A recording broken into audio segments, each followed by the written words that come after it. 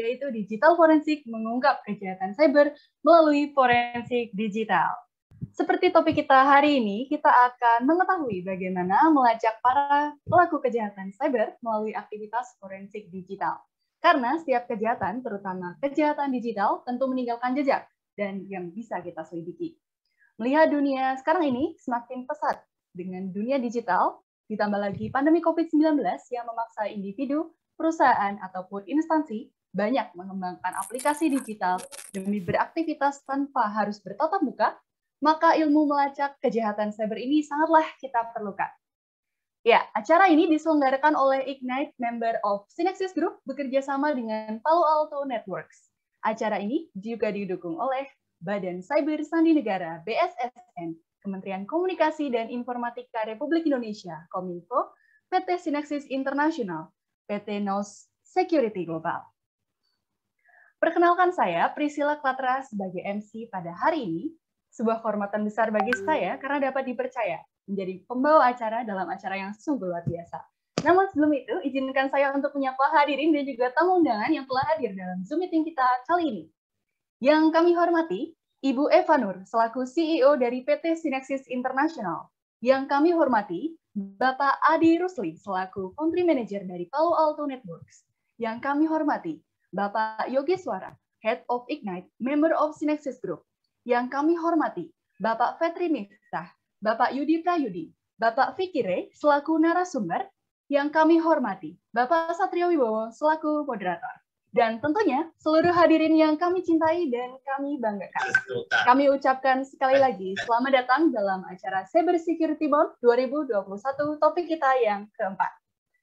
Baik, demi kelancaran acara, saya akan membacakan beberapa tata tertib dalam acara webinar pada pagi hari ini. Yang pertama, username peserta dalam ruang Zoom wajib menggunakan nama asli. Tata tertib yang kedua, peserta wajib mengikuti rangkaian acara hingga selesai. Ketiga, peserta diharapkan berperilaku sopan saat webinar dilaksanakan. 4. Peserta dapat mengajukan pertanyaan selama jalannya webinar melalui kolom Q&A yang tersedia di Zoom dengan format nama _ instansi atau umum _ pertanyaan. Kelima, peserta wajib mengisi absen dan juga survei pada link yang telah dikirim oleh panitia pada kolom chat untuk mendapatkan sertifikat. Karena perlu diketahui bahwa peserta yang mengisi link survei dan juga absen saja yang berhak mendapatkan sertifikat. Dan juga peserta yang telah mengisi absen dan juga survei minimal 3 topik webinar berkesempatan untuk mendapatkan hal menarik dari panitia. Jadi jangan lupa nanti untuk mengisi link absen serta survei yang dikirimkan pada kolom chat Zoom kita. Baiklah, untuk mengabadikan momen yang berharga pada acara hari ini, dilakukan sesi foto bersama. Dengan hormat, kami mengundang Bapak Fetri Miftah, Bapak Yudi Prayudi, Bapak Fikire selaku narasumber, serta Bapak Satrio Wibowo selaku moderator. Kepada panitia, dipersilahkan untuk mengambil foto bersama. Saya akan pandu, saya hitung, 1, 2, 3. Sekali lagi, 1, 2, 3. Baik, terima kasih Bapak. Baik, acara inti kita pada hari ini adalah pemaparan materi serta sesi tanya jawab yang akan dipandu oleh seorang moderator, yaitu Bapak Satrio Wibowo. Saya akan bacakan beberapa profil singkat dari Bapak Satrio Wibowo. Bapak Satrio Wibowo adalah Sekretaris Indonesia Cyber Security Forum, pengurus Asosiasi Forensik Digital Indonesia, bertindak sebagai penasihat manajemen risiko dan cyber security di beberapa KL dan organisasi bisnis. Latar belakang akademiknya yang multidisiplin, mulai dari insinyur, administrasi bisnis, dan hukum dengan sertifikasi profesional di bidang teknik, manajemen risiko, dan tata kelola keamanan informasi, membantunya memahami berbagai industri terutama di bidang TIK, internet, dan sektor listrik dari sisi yang lebih luas.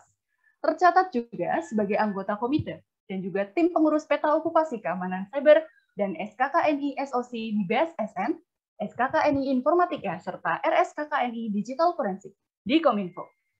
Tahun 2019, Bapak Satrio Wibowo diundang oleh pemerintah Amerika Serikat melalui International Visitor Leadership Program untuk membahas pengembangan dan implementasi kebijakan keamanan cyber dengan 27 perwakilan lembaga di 13 kota di 7 negara bagian. Itu dia profil singkat dari moderator kita pada hari ini. Izinkan saya untuk menyapa langsung. Selamat pagi Bapak Satrio. Pagi Mbak Prisil. Selamat datang Pak dalam acara Cyber Security Month 2021. Ya, Pak, alhamdulillah. kabarnya? Ya, gimana? Kabarnya bagaimana Pak? Alhamdulillah. Ini pas banget ini karena kebetulan kemarin itu kami dikumpulkan oleh Kominfo untuk menyelesaikan membahas hasil dari prakonvensi SKKNI Digital Forensik. Ya, jadi ini dari Kominfo lagi menyiapkan standar kompetensi kerja nasional digital forensik, tapi khusus pada penangan bukti elektronik, penangan pertama bukti elektronik. Jadi itu istilah Indonesianya untuk DEFR, Digital Evidence First Responder. Gitu. Nah, ini pas banget kemarin ada acara tersebut dan sekarang kita bahas tentang digital forensik ya. Nanti kita bisa share, bisa diskusi juga buat teman-teman yang tertarik ke arah digital forensik, banyak insight, banyak informasi, banyak ilmu-ilmu yang berharga yang kita bisa dapatkan di hari ini nih. Menarik sekali acaranya nih. Siap. Intro singkat dari Pak Satrio nih menggugah semangat kita untuk mendengarkan webinar pada hari ini. Iya. Bagaimana Pak? Sudah siap ya Pak dalam memandu jalannya webinar? Oke. Kepada Bapak Satrio Wibowo kami silakan Pak. Oke, semangat pagi teman-teman sekalian. Semangat pagi. Senang sekali bisa ketemu lagi di minggu keempat ya. Nggak kerasa kita sudah 4 minggu menyiapkan mempresentasikan, memberikan insight-insight baru yang berkaitan dengan dunia cyber, keamanan cyber, segala macam. Dan saya ini kali kedua menjadi moderator ya, yang pertama 2 minggu yang lalu kita membahas tentang perlindungan data pribadi. Nah, ini juga lagi hype juga karena kami hari Senin Selasa kemarin juga dikumpulkan oleh Kominfo untuk membahas mengenai ketentuan pejabat pelindung data pribadi. Ya, jadi pejabat pelindung data pribadi itu adalah pejabat atau petugas yang melaksanakan fungsi pelindungan data pribadi di organisasinya, di mana ada beberapa organisasi, ada beberapa penyelenggara sistem elektronik yang mempunyai kewajiban untuk menunjuk pejabat atau petugas pelindung data pribadi. Ya, nah, kemarin kami finalisasi mengenai konseptual kompetensi, sertifikasi, kemudian juga yang menarik pemerintah juga membuka opsi untuk pejabat pelindung data pribadi dari luar organisasi, jadi layanan as a service ya.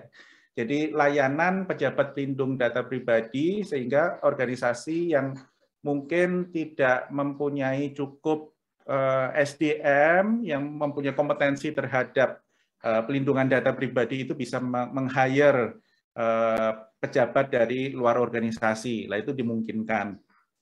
Nah, untuk hari ini kita akan diskusi lebih deep lagi tentang digital forensik ya. Kita kedatangan 3 tamu yang menurut saya luar biasa. Ini guru-guru saya ya. Yang pertama adalah Pak Fetri Miftah. Beliau akan mendiskusikan tentang bagaimana mengenal lebih dekat tentang sistem logs dan bagaimana sistem log itu bisa digunakan menjadi salah satu alat utama untuk melakukan digital forensik. Ya. Kemudian yang kedua, nanti kita akan mendapatkan materi dari guru saya, Pak Dr. Yudi Prayudi. Beliau akan membawakan materi tentang cyber forensik dan connected society.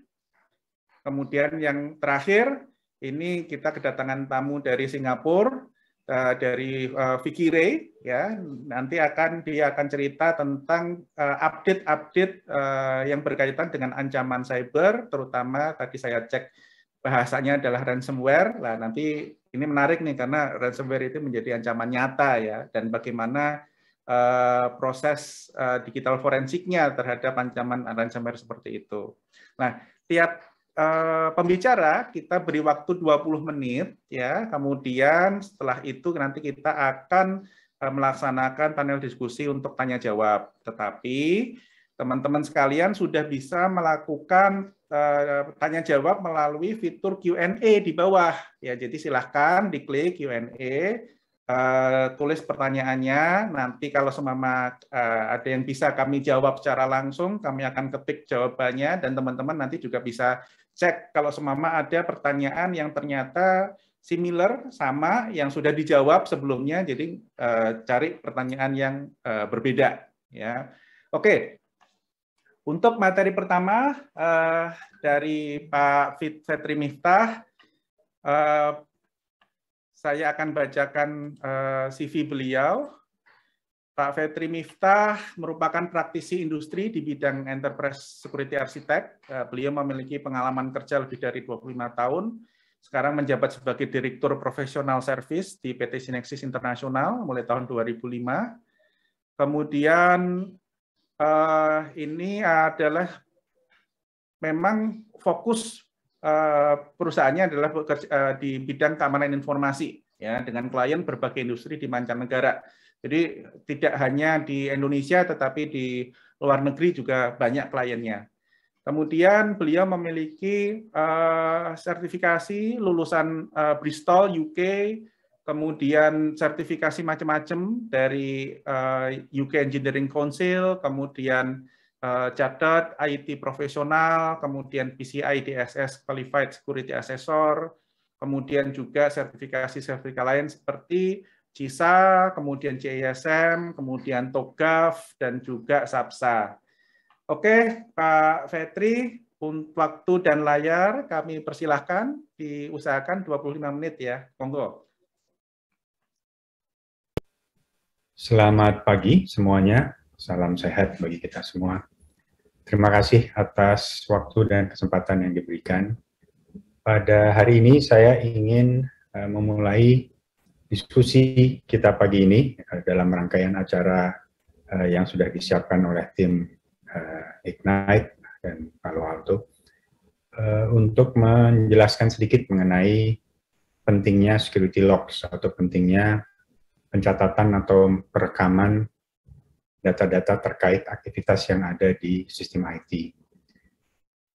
Penekanan yang ingin saya sampaikan pada diskusi saya kali ini adalah untuk memastikan bahwa catatan tersebut atau sistem log tersebut memang memberikan nilai tambah, bermanfaat, memberikan nilai tambah, dan yang lebih penting lagi, dapat membantu kita untuk menyelesaikan masalah apabila terjadi insiden atau hal-hal lain yang sifatnya mencurigakan, yang bersifat seperti anomali, dan ingin kita pastikan bahwa tidak ada sesuatu yang lebih mengkhawatirkan telah terjadi. Aspek security logs yang ingin saya jelaskan ini nantinya juga akan terkait dengan bahasan yang akan disampaikan oleh pembicara setelah saya, khususnya terkait dengan aspek digital forensics, bagaimana peran digital forensics itu untuk menyelesaikan masalah khususnya terkait dengan terjadinya suatu insiden, dan bagaimana supaya proses digital forensiknya sendiri bisa efektif, bisa langsung, bisa dengan cepat menyelesaikan masalah yang terjadi. Jadi saya ingin memulai diskusi saya dengan sedikit membahas apa itu sistem logs ya, dan kenapa sistem logs itu digunakan. Jadi kalau sekarang kita tanya, kenapa kita menyimpan ya, menyatat, mengaktifasikan fitur atau fungsi logging di dalam sistem kita, apapun sistemnya, sistem jaringan, sistem aplikasi, dan lain sebagainya. Ada beberapa jawaban yang semuanya benar sebenarnya. Jadi ada jawaban yang menyatakan bahwa sistem log tersebut memang diperlukan bagi pengelola sistem, bagi penanggung jawab sistem, untuk memahami apa yang terjadi apabila muncul suatu gangguan. Sehingga perilaku sistem itu sebelum terjadinya gangguan bisa dianalisis, dan bisa dicari akar masalahnya sehingga gangguan tadi bisa segera diselesaikan atau segera diatasi. Ada juga yang menjawab bahwa keberadaan sistem logs ini terkait dengan kepatuhan terhadap suatu proses audit, kepatuhan terhadap suatu standar, suatu persyaratan, suatu peraturan yang harus dipatuhi ya, di mana keberadaan sistem log itu mungkin menjadi bagian dari proses pemeriksaan pada saat suatu perusahaan itu sedang diperiksa atau sedang diaudit. Di sisi lain, sistem logs ini juga penting untuk digunakan sebagai bagian dari komponen, bagian dari building blocks ya, adanya suatu mekanisme keamanan yang diterapkan, menjadi building blocks dari suatu arsitektur keamanan dari seluruh infrastruktur teknologi informasi itu sendiri. Dan yang lebih penting lagi, sistem logs ini menjadi bagian yang tidak terpisahkan dari keseluruhan pendekatan strategi ya, teknik, metode digital forensiknya sendiri. Nah, sekarang kita perlu perhatikan apakah ada perbedaan antara ketiga jawaban yang sudah saya sampaikan. Kalau kita lihat yang pertama, sistem logs itu mungkin digunakan oleh tim IT operation untuk keperluan troubleshooting ya, menyelesaikan masalah.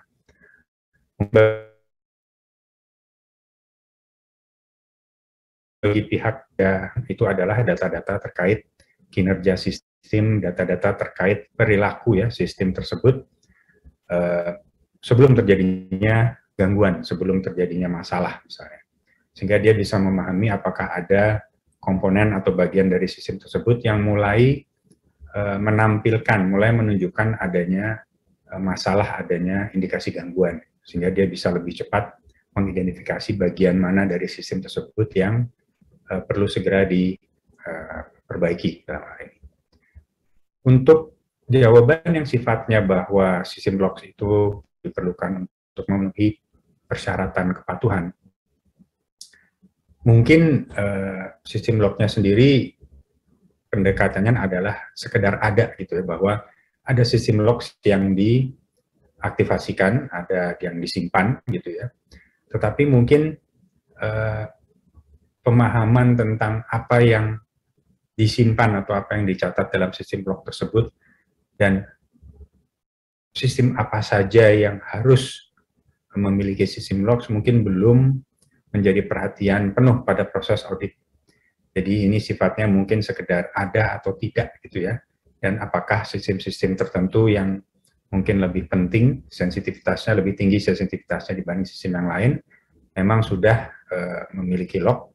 Kemudian mungkin ada persyaratan lebih lanjut terkait berapa lama log itu disimpan dan bagaimana proses untuk menyajikan kembali data yang ada di log tersebut apabila diperlukan, baik itu kaitannya dengan penyelesaian gangguan atau mungkin hal yang lebih serius lagi mungkin sebagai bagian dari penyelesaian satu proses hukum gitu, sebagai bagian dari bahan bukti.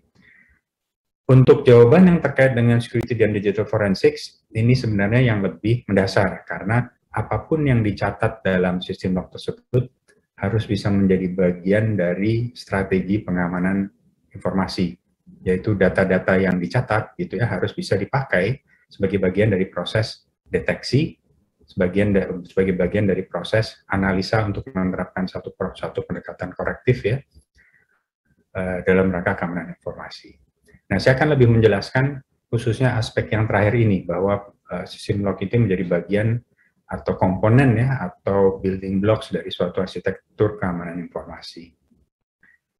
Kita perlu pahami bahwa setiap aktivitas pada infrastruktur TI dapat dicatat dan catatan tersebut direkam menggunakan satu mekanisme atau satu proses yang menggunakan sumber daya. Dan proses kerja yang panjang dan kompleks, termasuk apabila proses kerja tersebut melibatkan berbagai sistem ya, menggunakan jaringan dari berbagai segmen misalnya, keseluruhan proses ini yang sifatnya end-to-end, biasanya menghasilkan jumlah logs, jumlah sistem logs, dan volume rekaman yang besar, terutama apabila aktivitas ini sifatnya transaksional. Dalam keseluruhan proses kerja tadi, pastinya ada aktivitas pada titik-titik tertentu, pada tahapan suatu proses yang penting untuk diperhatikan mungkin titik tersebut atau tahapan tersebut terkait dengan pengambilan keputusan, ya.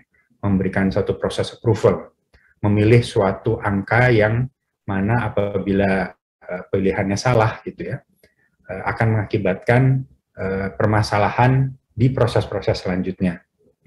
Nah, karena tahapan atau titik ini menjadi penting, bisa saja proses atau aktivitas yang terkait dengan hal-hal yang terjadi di titik tersebut bisa saja disalahgunakan atau dimanipulasi supaya proses selanjutnya memang bisa dimanipulasi juga gitu. Dan hal ini bisa saja mengakibatkan suatu insiden besar. Misal, apabila ada suatu proses transaksi kemudian melibatkan satu pembelian misalnya ya, di mana pembelian tadi terkait dengan satu mekanisme pembayaran, jumlah angka rupiah dalam hal ini mungkin yang ditransaksikan. Nah, apabila proses tadi kemudian dimanipulasi, bisa saja misalnya angka yang ditransaksikan seharusnya 100.000 rupiah, tapi karena dimanipulasi di dalam suatu sistem, angka tersebut berubah menjadi 1 juta rupiah misalnya. Nah, perubahan ini harus bisa dideteksi.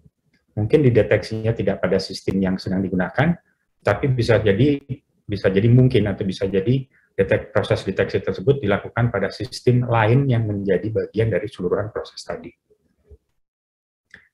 Sayangnya banyak pemilik sistem atau malah pemilik atau penanggung jawab proses bisnis yang kemudian diotomasi melalui sistem seringkali kesulitan untuk mengidentifikasi titik-titik mana saja, tahapan-tahapan mana saja dalam satu proses bisnis yang penting untuk dicatat, penting untuk direkam. Karena informasi ini mungkin tidak tersampaikan kepada perancang sistem aplikasinya, tidak tersampaikan kepada administrator infrastruktur TI-nya, proses sistem log-nya sendiri atau aktivasi sistem log-nya sendiri bisa jadi tidak lengkap. Artinya sistem logs yang disimpan, yang diaktifasi, tetap mencatat berbagai parameter, berbagai karakteristik dari aplikasi tersebut, ya, aplikasi tersebut, tetapi mungkin tidak mencatat hal-hal yang lebih spesifik, yaitu aktivitas terkait titik-titik tertentu atau tahapan tertentu dalam proses bisnis yang tadi sifatnya sensitif.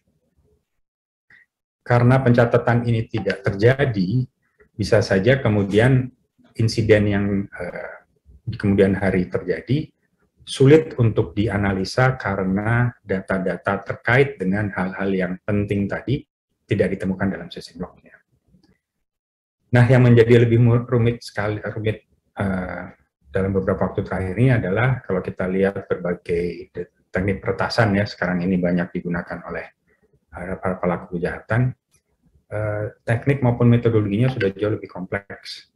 Sehingga cara mereka melakukan peretasan, ya, strategi mereka menerapkan peretasannya sendiri menjadi sangat rumit, sehingga untuk mendeteksi proses peretasan tadi, kita harus memastikan bahwa semua data yang kita miliki terkait transaksi, terkait aktivitas infrastruktur TI kita, memang bisa menangkap, memang bisa memberikan informasi, insight terhadap terjadinya tadi peretasan tersebut.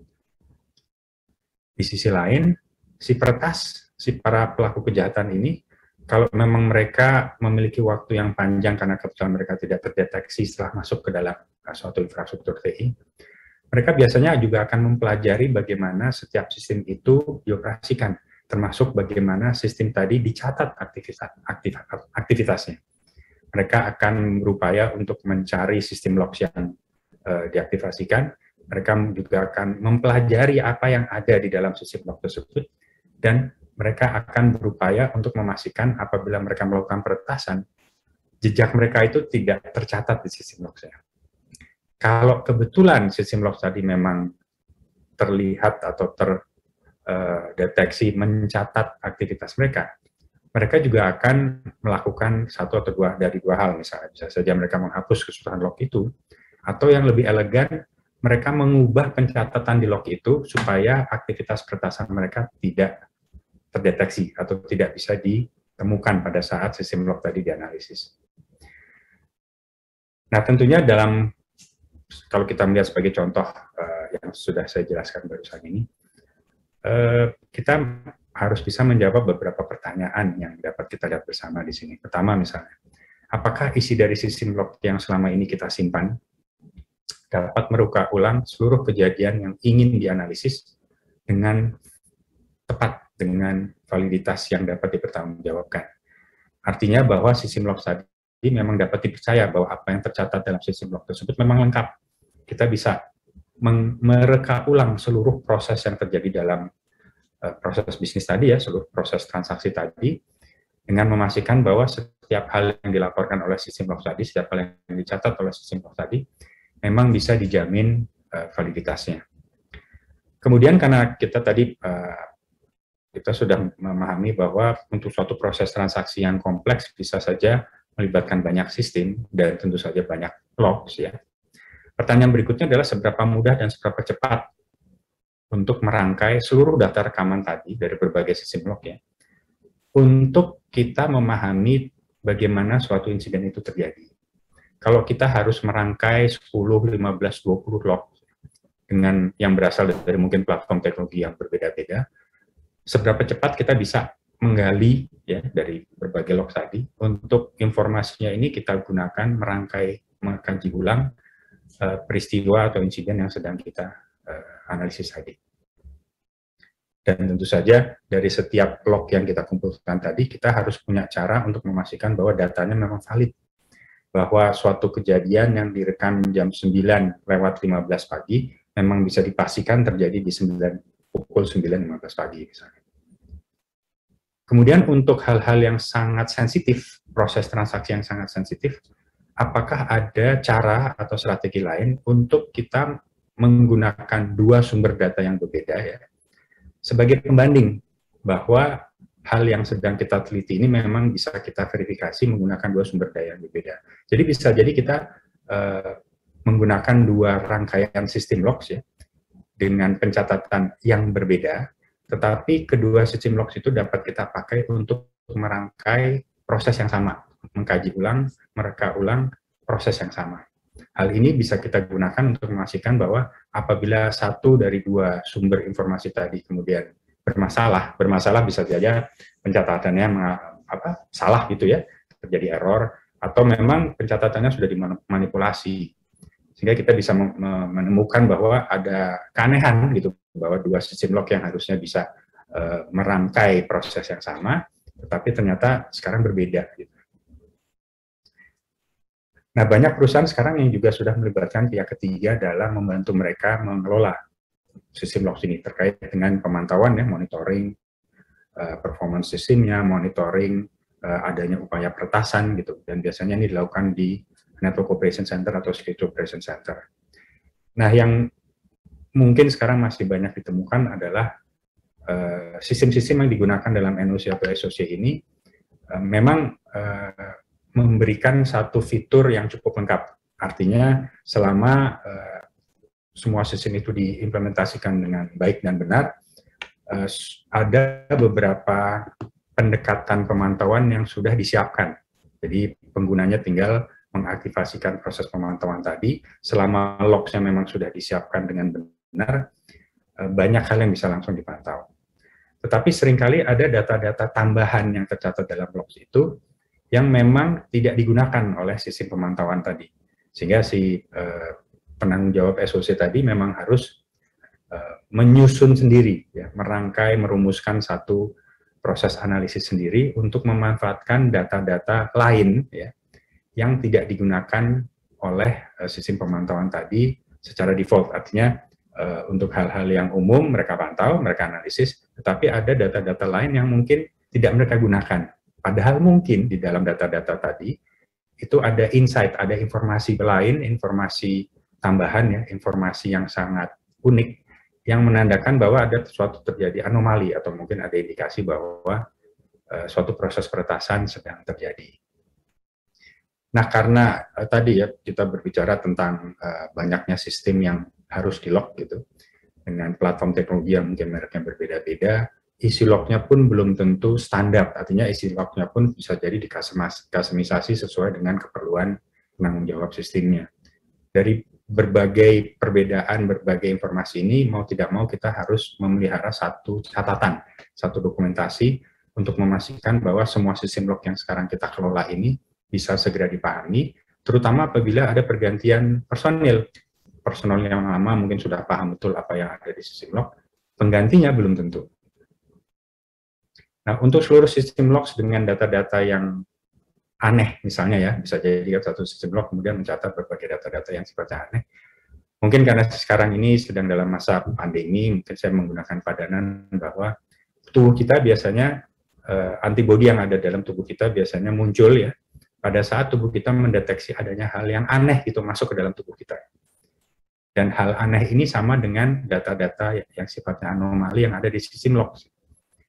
Dan kalau kita tidak bisa memanfaatkan data-data yang aneh tadi, sebagaimana antibodi memanfaatkan informasi tentang bakteri, kuman, ya, virus, dan lain sebagainya masuk dalam tubuh kita, data-data tersebut justru mungkin tidak akan terdeteksi, tidak akan bermanfaat sama sekali sampai saat terjadi insiden. Nah, karena sistem log ini penting, bagaimana aspek pemeliharaannya? Jadi kita perlu bertanya bagaimana sistem log ini sekarang kita simpan dan kita amankan. Berapa banyak sih salinan sistem log yang harus disimpan? Apakah cukup dengan kita menerapkan satu mekanisme automatic backup dengan mirroring misalnya? Kita mau punya dua storage, network storage yang besar, setiap sistem log kita simpan di sana.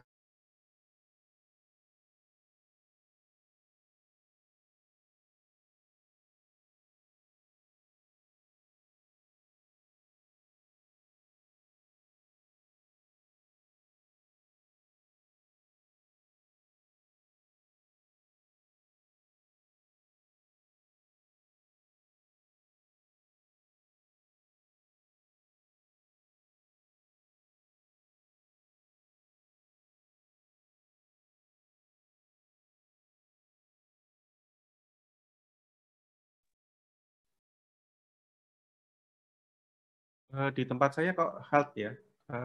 Izin apa ada permasalahan